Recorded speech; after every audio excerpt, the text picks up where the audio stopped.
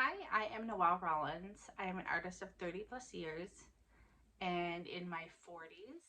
And I recently went back to college in person, on campus, in a classroom, also running a business, having kids, running a household. And I want to tell you my top 5 tips that really helped me on how I prepped for that experience to make the transition as smooth as possible.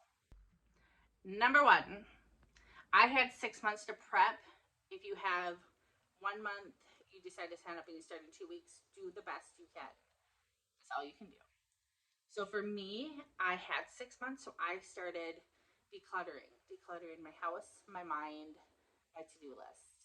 And how I did that was first, I would just pick a room. I would go through things that were just in the way that I found myself cleaning over and over, things we've been storing in the garage, and I just was so sick of like moving them around and kind of the mental load of that, of all managing all the inventory of all the things in our house.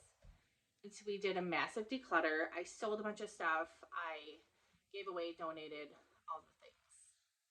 Mentally, I went through my to do list and really had to get really honest with myself about what things I was doing that no longer served me or my family. What things I could delegate. The son had to start doing a few more of the household activities. I gave up a few different things. I What was really hard for me is I thrive off a schedule, but I'm not the best at making a schedule. So I had to make a schedule. I wanted the plants on this day, I vacuum on this day. Things that my creative artistic brain maybe doesn't always think to do, but really have helped me. I wrote it down so I have it to look at. We made like checked off to do list that me, my son, and my husband share so we can all see what's been done each day. That has helped a ton. Highly recommend. And then, just as far as family and friends, I had to, maybe family's not really part of the equation, but acquaintances, we'll say, I had to kind of draw a line mentally of which people I just couldn't give the energy to. There are some energy vampires, and I know we all have them, and we love them sometimes we don't.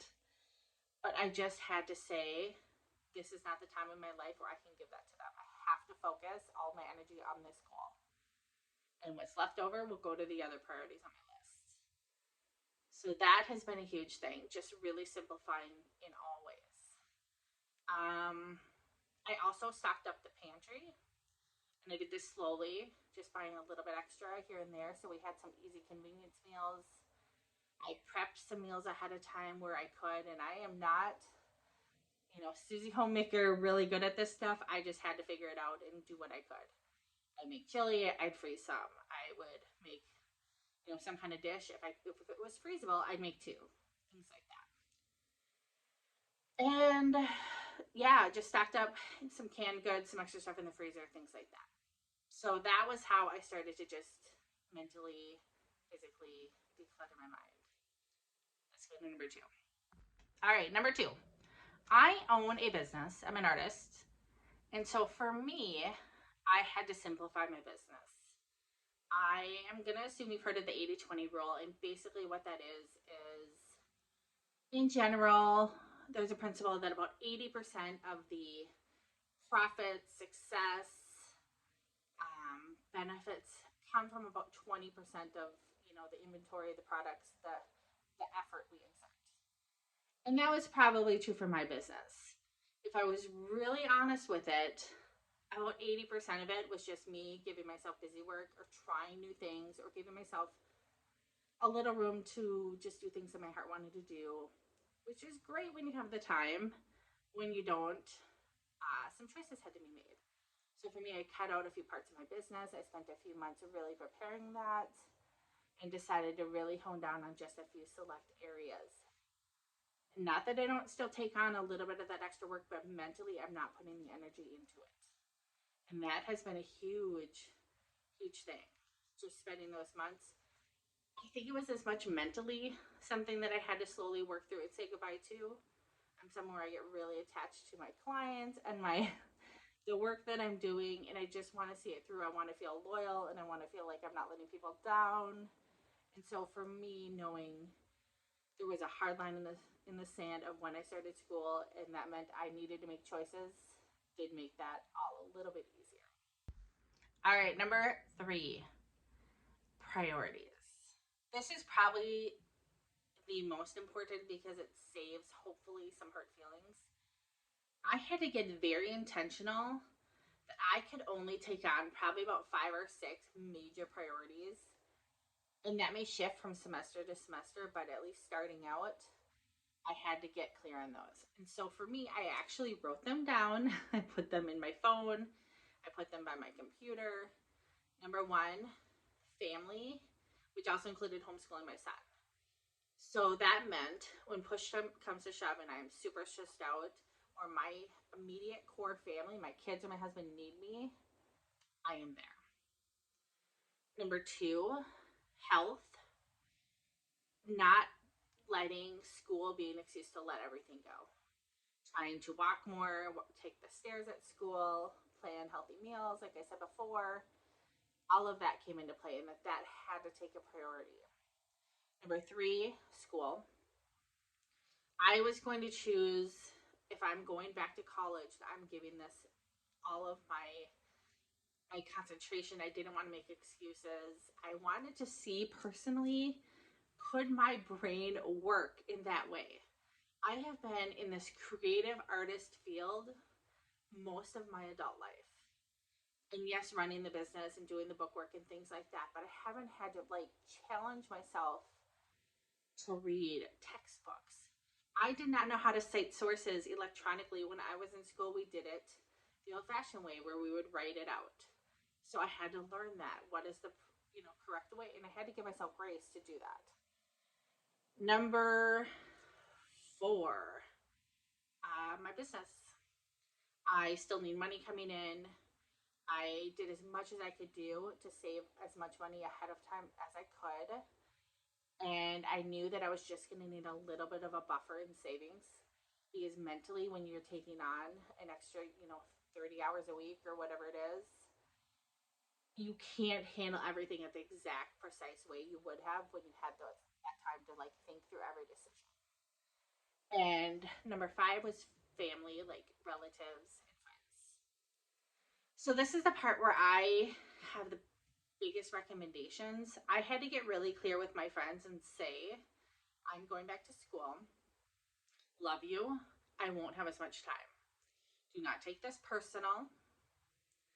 And we will work to get together as we can. But I just want you to know that I am not ditching you. I just have to make this a priority in my life right now. And the same thing for, my siblings, my dad, things like that. And of course, when there's an emergency or someone really needs you, you show up. But what this did was it saved me when a friend would call and ask, do you want to go on a hike? I would love to go on a hike, but I have to study. And so I would send myself into this mental, back and forth trying to debate, am I being a good friend? What should I be doing? And I realized there's certain times where I had to say, no, I can't do the hike. Because even if I had an extra hour tonight, further up on my priority list are a few other things, then I need to give that time to that. And then when time would open up or I didn't have a heavy workload at school, I would plan the hike with a friend and make it work. So I highly recommend getting super clear on your priorities and in the most eloquent way expressing those to people so that they can know what to expect and there's not hurt feelings when they suddenly think you just kind of ditched them.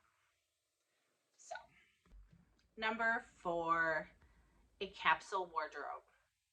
Now, this is a huge thing for me. I did this when I travel. We traveled 3 months around the world with a carry-on backpack. So I thought if I could do that, I can make school as simple as possible. And again, this goes back to mental declutter.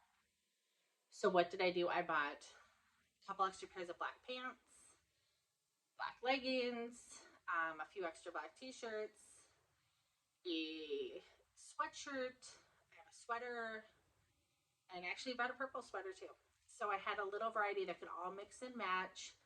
Super simple. If I felt like mixing things up, I could change out the jewelry. I could add like a shawl top to it. things like that. But for the most part, I was just going to put no energy or mental effort. I did not want to waste one of my thoughts on what am I wearing. And I'm just going to tell you, the kids at school could care less. They are wearing jeans, they're wearing leggings, joggers, sweatshirts, school t shirt, like mascot type things. They don't care. I wore hats at least, a third of the time. I just kept it super simple and no one could have cared less.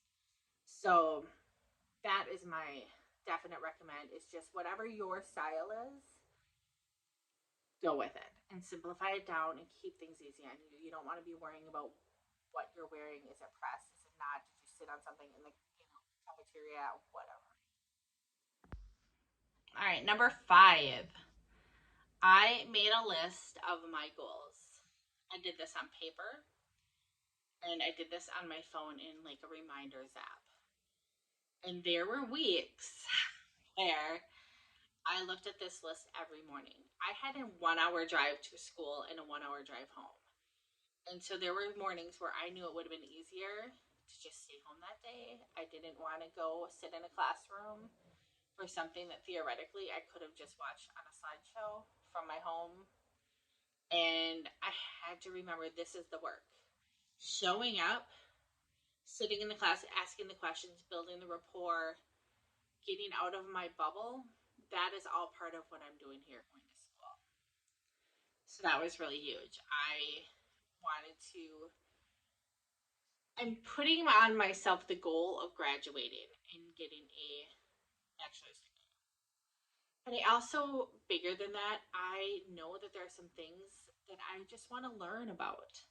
I want to learn some new marketing techniques. I want to learn about more about history, gender studies. I want to know more actual knowledge. And I love learning, and this is just such an awesome opportunity to do that. I have spent my whole life going around and doing things my own way and kind of bucking the system. And I don't even know what the system is because I've never worked in the system. Had a few jobs in companies when I was in my early 20s. Other than that, it's been me just gritting it out while raising kids for decades. And so I wanted to kind of see, and it's such a luxury to be able to do that, I'm aware. But it still makes it really hard on certain days when you're juggling all the things. And so having that list to just focus on every day. And ultimately, for me personally, I'm hoping that we can get my husband retired in a few years. And I want to either continue doing my art like I'm doing and travel a month or two a year, or maybe spend a few years working for someone else, kind of banking some money away, just getting out of my normal routine. And it'll all kind of work around the time where I'll graduate. My son will graduate high school. My husband will retire. And so there's just some really exciting things coming up. And I know it's going to be up to me to really decide what direction we go with that. And that can either be really overwhelming, or I can just choose to trust the process and every day just show up. And I actually had to make a list on my phone that said, just only worry about this day. Show up the best you can this day, this hour. Because when I got my first grade back and it was, 19 out of 20, and I really thought I did good. And I found myself getting upset about that and kind of beating myself down mentally. Looking back, that's ridiculous. I just wanted to do it so perfectly. And I had to just stop and go, this is not, you're doing this while balancing all the things. Just keep showing up. Just trust the process. It makes all the difference in the world because you're going to face times where you're used to doing things some other way. And especially by the time we're in our 40s and 50s, we're a little set in our ways. And so you really have to go in with a sense of adventure and just kind of surrender to the process a little bit. And don't try to figure out the final goal immediately. I'm someone where I always want to see the end, what's going to happen, and figure out any possible hiccups there's going to be. Figure them out, smooth sailing. And that's just not how this process is going to be. And I know I will be a more well-rounded person because of this experience. I want to share a few other notes about going back to school in person as a older adult, middle-aged adult. One, the students did not care. They were not, nobody cared. Nobody cared at all. If anything, some of them kind of avoided me a little bit, and I went in thinking no one was going to talk to me. It was going to be like I was the plague. They want nothing to do. That was not the case. They were very neutral. I was not the only adult. There was not a lot in my school, but there was not just me. I had a couple young ladies that I ended up working with that I could tell they probably had closer relationships with their moms, and they were really welcoming to me and really just, very sweet. I had one girl ask me if she would sit with her at lunch. And so we sat together all semester on the days we had class. And that was, she was feeling insecure about eating alone. And as for me, I just found a really comfy chair and I'd eat alone every day and didn't care at all. But it was very sweet to have this young lady reach out and ask if I would sit with her. And it was fantastic. It was a great friendship that formed. A couple other things. I sometimes raised my hand. I think etiquette wise, you probably should. There's times though where I could tell the teachers are like trying to get people to answer, and so sometimes I would blurt something out.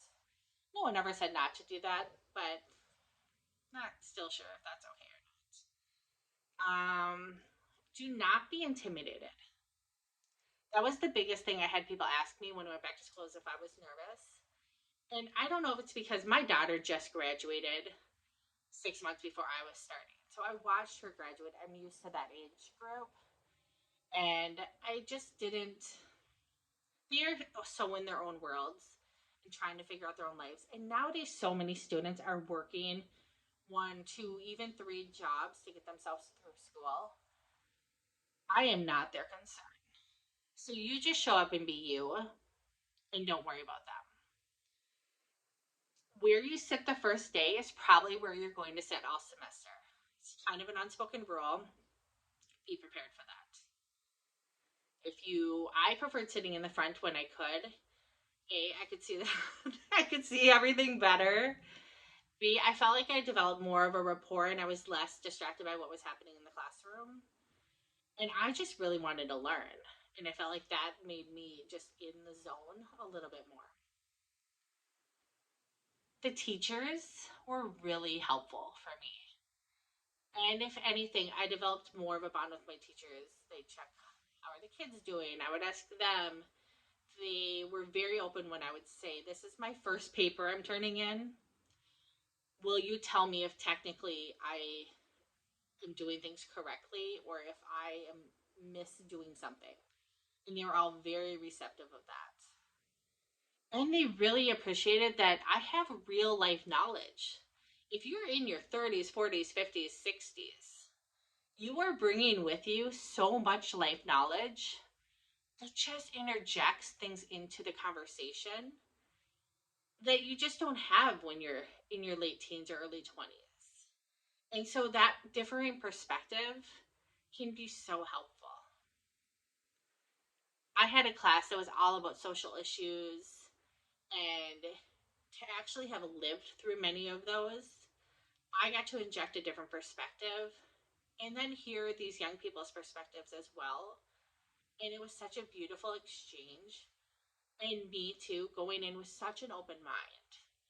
I love learning how they are looking at the world. And there are some very smart, hardworking, loving people in these generations that are younger than us. And so if you can go in without a chip on your shoulder and just really be ready to open up to that, I think we're all better people for that. So if you want to hear any more of my tips about going back to school in your 40s, 50s, I would be happy to share. Just comment below. But in the meantime, I highly recommend it. It has been the best choice. I went to a technical school right out of high school. I just wanted to draw and do graphic design. And while I don't regret that, I wasn't ready for the 4 year school thing then. I am so loving it now. And I am like a sponge just wanting to soak up the information. And thankfully, my brain did work. I was able to go back and get good grades, learn things, really switch gears, and love it. So I couldn't recommend it enough if you're able to make it work. And if you can't do full time, take a class or two here and there. It still just slowly has that happening where you're tied into new knowledge, and that's always good for all of us. Thanks for watching, you guys. Have a great day.